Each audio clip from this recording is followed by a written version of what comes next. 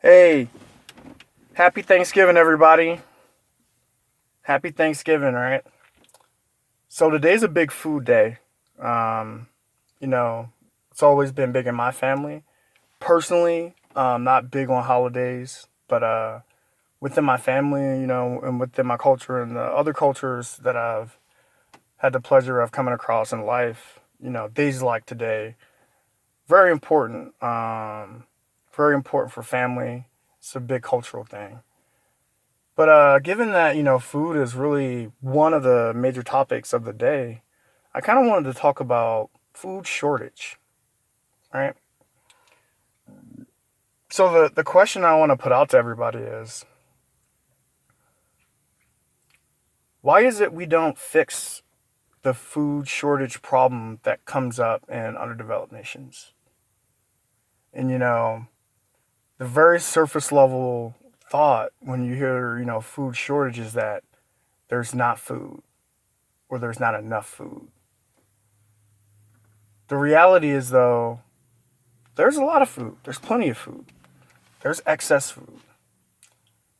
The food's just not in the right place, right?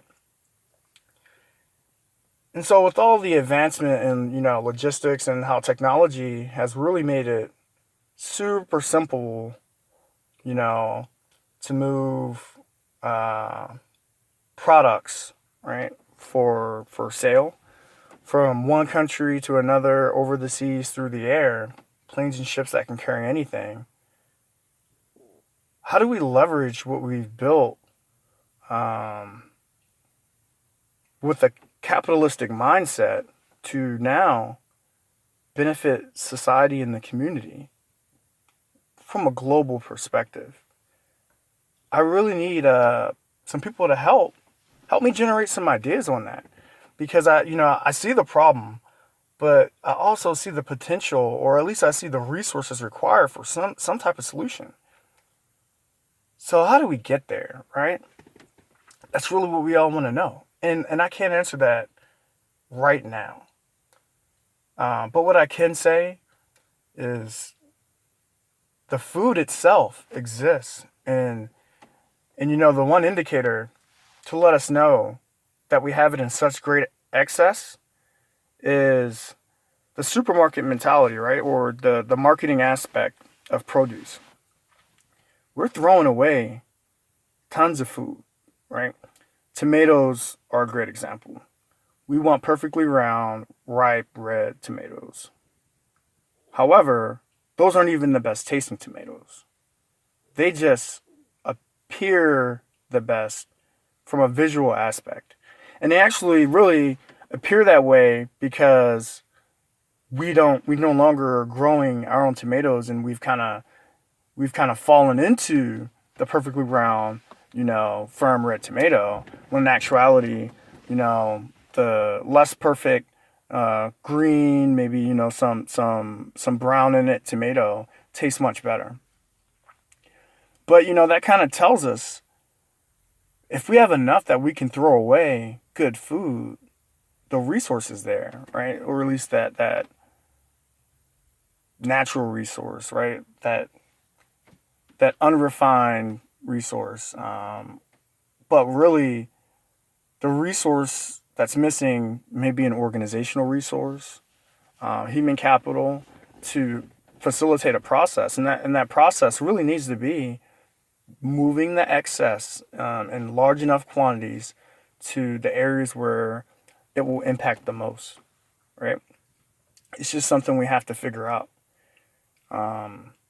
We can't ignore it. We have to spend some amount of time thinking about it, and that's really the purpose behind me wanting to have these discussions, because we all go to work, spend 8 hours at work or how long you work. You come home, take care of home a little bit. If you got family, spend that time with your kids, and you go to bed. And we are so entrenched in the perceived value of our time, as reflected by what I get paid, and what people are willing to pay me to do for them. And we don't have enough people spending time thinking about the global community and society as a whole, and us as people. Like I always say, it's an ecosystem, it's a super system. But if you really think about how little time gets spent taking care of that system, working on it, um, it's pretty abysmal. And so, really, it's a leadership challenge because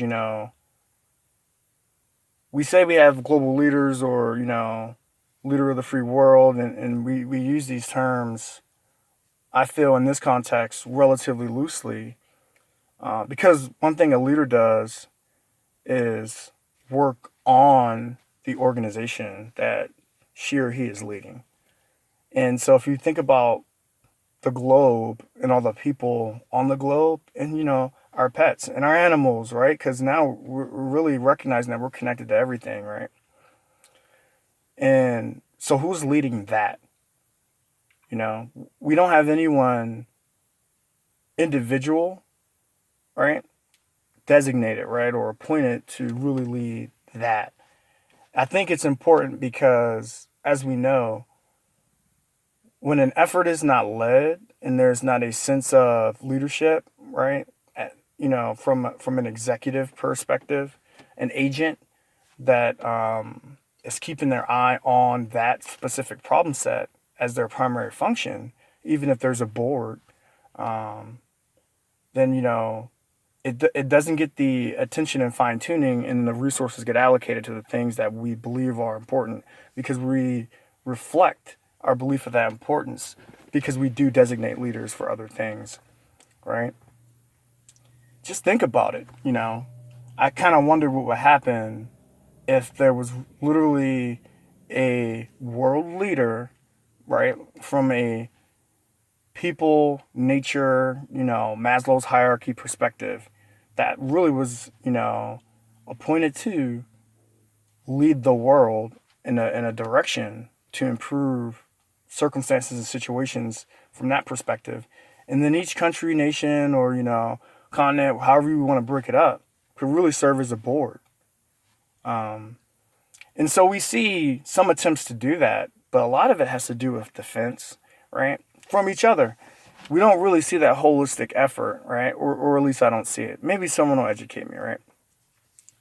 But, it was just a thought I had. This food problem, easily solved, haven't appointed anyone to really focus on it, but the resources are there. So, what are we waiting on, right?